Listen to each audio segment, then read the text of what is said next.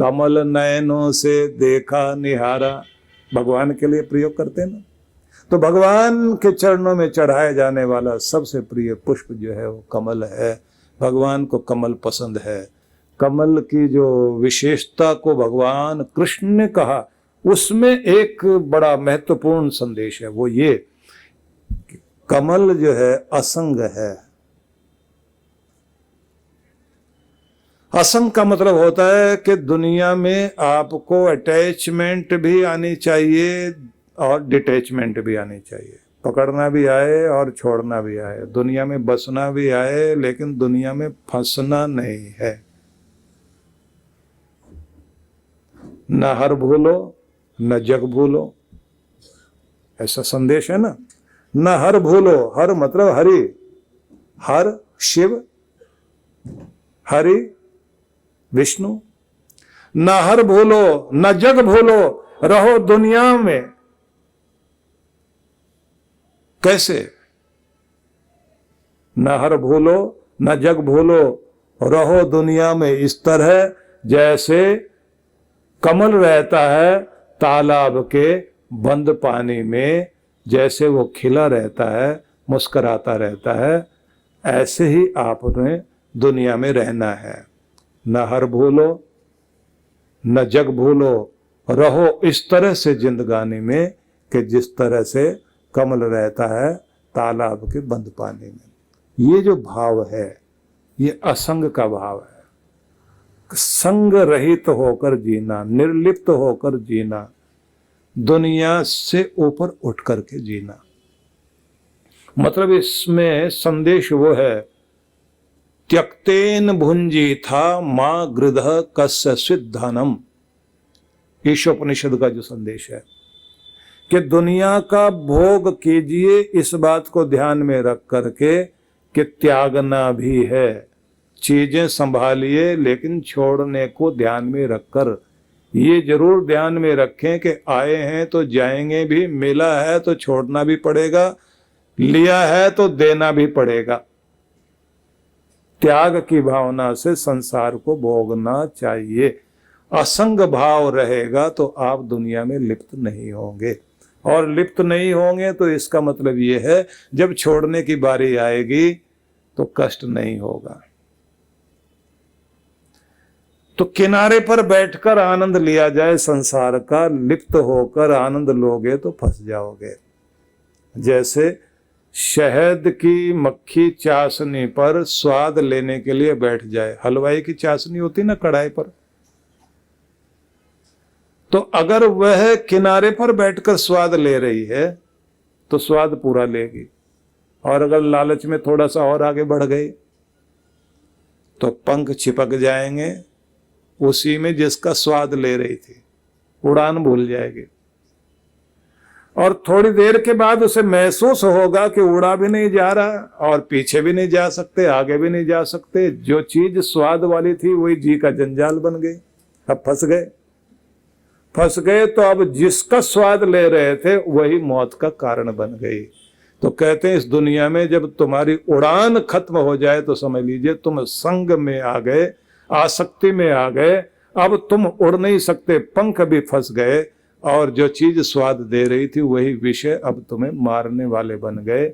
इसलिए आप किनारे पर बैठकर दुनिया का स्वाद लीजिए, चखो जरूर, बसो जरूर, फंसो नहीं। इस दुनिया में रहना चाहिए, दुनिया का आनंद लेना चाहिए, सब रिश्तों का आनंद लो अपने, और घर में रहो भी सही, अपने पोते पोतियों को खिलाओ, लेकिन इतना मोह मत करो। इतना तो उनके माँ बाप भी नहीं प्यार करते जितने आप मोह में दादा दादी नाना नानी इतने पागल होकर पीछे पीछे घूमते हैं। और अगर बहू पास नहीं आने दे पोतरे को पोते को तो रोना शुरू कर देंगे। बहू ने बच्चे को रोक लिया, पास नहीं आने देती। रोके ना रोके उसकी मर्जी, उसका बच्चा। अपने बच्चे से इतना प्यार नहीं था, अपने बच्चे को देख के तो ये याद आता था भगवान कहाँ किस चक्कर में फंस गए। अब बेटे का बेटा देखा, कितना मोह। और मजा तो तब आता है जब हम लोगों को ऐसे लोग मिलते हैं ना। एक सज्जन हमारे पास में आए, उन्होंने कहा जीवन दान देना है। मैंने कहा कितनी उम्र है आपकी? बोले 80 साल की। मैंने कहा जीवन बचा भी है जो दान करोगे? नहीं नहीं, हमने देख लिया संसार सब झूठा है, मेरा तो घर से मन उकता गया है, अब मैं उस घर में नहीं जाऊंगा जिस घर में इज्जत ही न हो। और आज तो जब मैं चला तो मेरा तो अंजल उसी समय खत्म हो गया था, ना तो चाय मिली सुबह सुबह, ना नाश्ता मिला। और वैसे भी जो है ना, वो कई दिन की बासी डबल रोटी ला करके बहू मेरे सामने रख देती है। मेरा मन उचट गया, महाराज जीऊं या मरूं, बस अब तो आप अपने पास रख लीजिए। अब हम लोगों ने जो वृद्धाश्रम खोला था तो ऐसे मजबूर लोगों के लिए खोला था कि जिनके पास बेबसी में कोई संभालने वाला ना हो, तो फिर उनको शरण दें। साथ में हॉस्पिटल खोला कि देर सवेर रात बेरात कभी भी जरूरत पड़े तो डॉक्टर साथ आ जाए या चिकित्सा हो जाए, तो ऐसी व्यवस्था की गई थी। वो बोले अब मैंने यहीं रहना है। तो मैंने कहा यहीं रहोगे, वापस तो नहीं जाओगे? बोले अब तो आप धक्का भी दोगे तो भी नहीं जाऊंगा। अब 2 दिन तो वहां रहे। वो जब भी भजन वजन हो ना, वहां कोई भजन कीर्तन चले, वो ऐसे आंख बंद करके बैठे, बस तू ही तू, तू ही तू, तू ही तू। हे भगवान, तुझसे बढ़ के कोई नहीं, दुनिया में कोई अपना नहीं है जी, कोई अपना नहीं है, बस यही बोले वो। तीसरा दिन जैसे खत्म हुआ, चौथे दिन उनके घर के लोग आ गए और उन्होंने ये बोल रखा था कोई भी आए ना, मैं नहीं मिलूंगा उनसे, मेरे पास मत भेज देना। और पूछते भी जाए कोई आया था क्या? और घर के लोग भी इतने होशियार होते हैं, उनको पता होता है हम जाएंगे तो गुस्सा करेंगे। उन्होंने पोते को भेजा। अब पोता जो है पता करके कौन से कमरे में दादाजी, उसके पास में ही जाके जैसे उसने कहा दादाजी, और दादाजी भी भागते हुए एकदम आए और आते उसको गोद में लिया। और गोद में जैसे लिया और बच्चे ने कहा आप चले गए थे, उसके बाद तो देखिए माँ भी रो रही थी और पापा भी रो रहे थे और आपके बिना कुछ भी अच्छा नहीं लग रहा था। और बस वो उसको गोद में उठा के और सीधे गेट की तरफ जा रहे, इधर से मैं दिखाई दे गया। तो मुझे देखते बोले देखिए बात ये होती है कि जो है ना, अपने फिर भी अपने मारेंगे तो छाया में डालेंगे। मैंने कहा हम लोग तो बहुत गैर हैं, नहीं ये आ गए ना तो अब इनको जो है माफ कर देना चाहिए ना, तो फिर इनको थोड़ी सी अकल भी तो आ गई है ना। मैंने कहा आपको भी आई, मोह खींच के ले गया ना। तो मुझे क्या कहते हैं, देखो मैं जा तो रहा हूं, आप भी समझ गए, मैं भी समझ गया ना। आप बताना तो और ठीक नहीं है, लेकिन एक बार बताओ, अगर दोबारा कुछ ऐसा हुआ रहने दोगे क्या? मैं भी हंसता ही रहा और वो चले गए। ये आसक्ति इंसान को रुलाती, मौत नहीं रुलाती, मोह रुलाता है। आखिरी में जो है छोड़ने का जो गम होता है ना, क्या क्या छूट रहा है, मेरा घर मकान दुकान जमीन जायदाद जो भी आपका संग्रह है वो सब छूटेगा। जब ये छोड़ना पड़ता है तो बहुत बड़ा दुख होता है। तो आपसे मैंने ये बताया कि अनासक्त भाव जो है वो कमल में है, और यही सीखने वाली बात है। देखिए छोड़ना तो पड़ेगा सब कुछ, तो प्रेम रखिए, मोह नहीं रखिए। अपने बच्चों से भी प्यार रखो, अपने घर से मकान से दुकान से जमीन से जायदाद से सबसे प्यार रखिए। प्यार का मतलब यह है कि बहता हुआ पानी जो निर्मल है, जो पवित्र है। मोह का मतलब है रुका हुआ पानी जिसमें सड़ांध आने लग जाती है। मोह जो है वो आपको घर में बांधे रखता है। जैसे जैसे आपकी उम्र बड़ी हो जाए तो ये ध्यान रख लीजिए कि अब आपका कुछ समय सेवा सत्संग साधना में लगना चाहिए। और साधु जैसी जिंदगी बनाइए, जैसा भोजन मिल गया खा लिया, जैसी शैया मिल गई उस पर सो गए। अब कोई ज्यादा स्वाद के पीछे नहीं, आराम के पीछे नहीं। और जब कान ऊंचा सुनने लग जाएं और आंखें मोटा देखने लग जाएं, अब दुनियादारी की तरफ ज्यादा नजर नहीं रखिए। अब उसके बाद आपका ध्यान अपने प्रभु की तरफ ज्यादा होना चाहिए। और बिल्कुल वही बात के बनाकर फकीरों का भेष हम गालिब तमाशाए अहले कर्म देखते हैं। अब तो उसकी लीला देखो और अपने बच्चों को आगे बढ़ता हुआ देखिए। जबरदस्ती की सलाह देने से बचिए। जबरदस्ती की जो सलाह देने लग जाते हैं ना, वो अपना सम्मान गंवा बैठते हैं। स्वाद पर नियंत्रण लगाना चाहिए। बुजुर्ग हो जाए तब स्वाद पर नियंत्रण लगाइए, क्योंकि स्वाद में आप खाओगे तो फिर पेट में रात में जो है बादल गरजेंगे, मुश्किल होगी, पेट दर्द करेगा। स्वास्थ्य को ध्यान में रखिए, सेहत को ध्यान में रख करके खाइए, स्वाद को ध्यान में रख करके नहीं खाइए। चलना फिरना ज्यादा होना चाहिए। शरीर का चलना ठीक है, जबान का चलना कम से कम होना चाहिए। बुढ़ापे में यही एक मुसीबत है, जबान ज्यादा चलती है, खुद कम चलता है। बैठे बैठे जबान चलाता रहेगा और कुछ तो ऐसा बोलते हैं उनका पता ही नहीं लगता बटन कहाँ है बंद करने वाला। कुछ के साथ में उनके घर के लोग बैठे रहते हैं, जब कोई मिलने वाले आते हैं तो बराबर में बैठे बैठे बच्चे जो है उनका घुटना हाथ वाथ दबाते रहते हैं, बस बस पिताजी बस बस बस बस। उसके बाद भी वो एक बार शुरू हो गए, कहाँ कहाँ की एक बात 10 बार सुना ली, उसके बाद भी 11वीं बार फिर सुनाते हैं और ऐसे सुनाते हैं जैसे पहली बार सुना रहे हैं। और बच्चों को भी एक एक डायलॉग याद रहता है, वो भी कह रहे होते हैं इसके बाद आपने ये शब्द बोलना है, बोलते रहते हैं। तो आप अपना कम से कम बोलना और नाप तोल के खाना और अपनी दिनचर्या को बहुत अच्छे से संभालना चाहिए। दूसरा, मोटी चमड़ी करके जीना चाहिए, क्योंकि बर्दाश्त करने के दिन होते हैं और जिनका राज शुरू हो गया उनका राज चलने दीजिए, बीच में दखलंदाजी मत करिए। अब आपकी पारी खत्म हो चुकी, जिनकी पारी है उन्हें खेलने दीजिए, उन्हें काम करने दीजिए। अगर आप बीच में ज्यादा दखलंदाजी करेंगे तो अपना सम्मान खो बैठेंगे। और एक खास बात और, देखिए मैं जितना बोल रहा हूं ना, ये सारे पॉइंट्स याद रख लेना। वो जो कहते हैं ना कि आंवले का खाया और संत का कहा, बाद में याद आता है, पहले नहीं। इसलिए आपको बाद में समझ आता है कि ये चीज अगर हम करते तो कितना अच्छा था। तो एक बात इसमें और ध्यान रखने की है, राय साहब तो सब कोई बनने की चेष्टा करते हैं, अपने बच्चों को सभी लोग धन देते हैं। धन का वारिस बनाने से ज्यादा बच्चों को धन कमाना की विद्या सिखानी चाहिए। अगर आप अपने धन दे करके बच्चों को अमीर बनाना चाहते हैं तो वो अमीरी टिकेगी नहीं, वो थोड़े दिन की अमीरी होती है।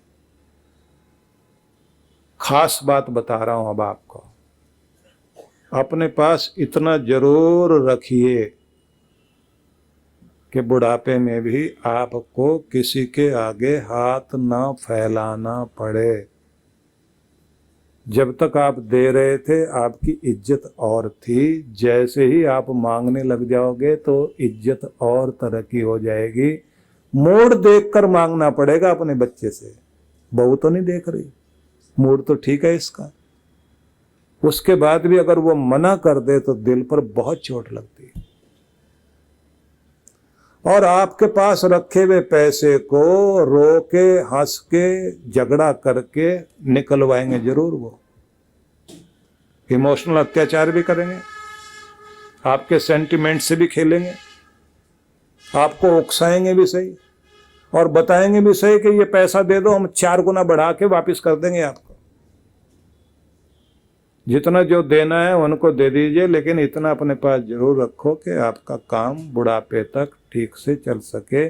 और पति को भी अपनी पत्नी के नाम थोड़ा बहुत जरूर करके रखना चाहिए।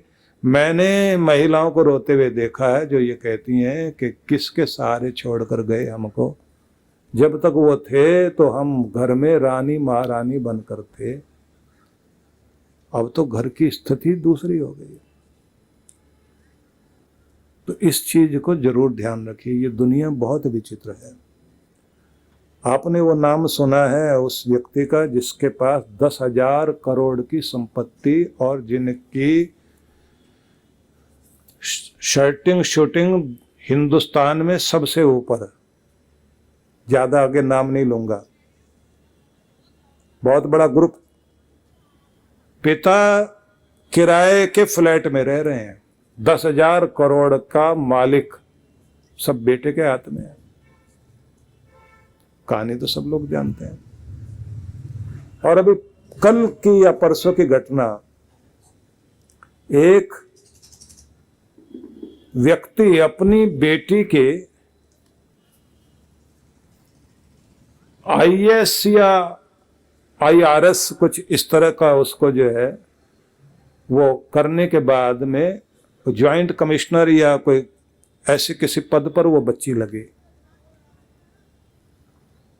तो उसको देखकर जैसे बच्ची आई वो इतना रोया, हंसता भी जाए रोता भी जाए। तो सबने पूछा रो क्यों रहे, हंस क्यों रहे? बोले ये बच्ची मेरी आज ये मेरे सारे कर्जे और मेरे सारे दुख दूर करेगी। मैं सब्जी बेचने का काम करता था और मैंने इसको झाड़ियों में गिरा हुआ कभी देखा था। मेरी अपनी बच्ची नहीं है, अनाथ बच्ची है, मैंने अपनी समझ करके पाला। पराया आज मेरा मान बढ़ाने के लिए यहाँ तक पहुँच गई। कौन अपना हो जाए और कौन पराया, लेकिन अपनी कोशिश करो दुनिया में कुछ दे के जा सको, लेकिन इज्जत की जिंदगी जी सकें, कर्मशील बन करके रहें और असंग बन करके जिएं। श्री कृष्ण जन्मोत्सव के शुभ अवसर पर ठाकुर जी की कृपा और आशीष प्राप्त करने के लिए श्री कृष्ण कृपा पूजा यज्ञ एवं कैलाश शिखर आरती दिनांक 2 से 12 सितंबर 2023 शाम 6 से 7:30 बजे तक। कार्यक्रम की रूपरेखा, स्वस्ति वाचन एवं संकल्प, कर्मकांडी विद्वानों द्वारा प्रतिदिन विविध सामग्री से षोडशोपचार पूजन, श्रीमद् भागवत का मूल पाठ, श्री कृष्ण नाम संकीर्तन, अभिष्ट कामना हेतु प्रार्थना, बाके बिहारी की मंगल आरती। स्थान आनंद धाम आश्रम, नई दिल्ली। आयोजक विश्व जागृति मिशन। इस कार्यक्रम में यजमान बनने के इच्छुक दिए गए नंबरों पर संपर्क करें। यह कार्यक्रम युग ऋषि पूजा एवं अनुष्ठान केंद्र के YouTube और Facebook चैनल पर प्रतिदिन लाइव रहेगा। अन्नपूर्णा योजना, इस योजना में आप अपने एवं अपने परिवार जनों के जन्मोत्सव, विवाह की वर्षगांठ तथा दिवंगत परिजनों की पावन स्मृति में आनंद धाम आश्रम में स्थित गुरुकुल के ऋषि कुमारों एवं वृद्धाश्रम के वृद्ध जनों को सहभोज करा सकते हैं। इस अवसर पर प्रातः गुरुकुल के ऋषि कुमारों द्वारा वैदिक मंत्रोच्चारण के साथ आपके एवं आपके परिवार की मंगल कामनाओं के निमित्त यज्ञ का आयोजन किया जाता है। यजमान की सुख, समृद्धि और दीर्घ आयु के लिए प्रार्थना भी की जाती है। दोपहर को सहभोज का आयोजन होता है। आप सपरिवार आनंद धाम पधारे, यज्ञ में भाग लें और अपने हाथों से भोजन कराकर पुण्य लाभ एवं आत्म संतुष्टि के भाव से जीवन को आनंदमय करें। इस योजना से जुड़ने के लिए एवं अधिक जानकारी के लिए संपर्क करें 9582954200 9560792792। सहयोग राशि भेजने के लिए हमारा अकाउंट डिटेल है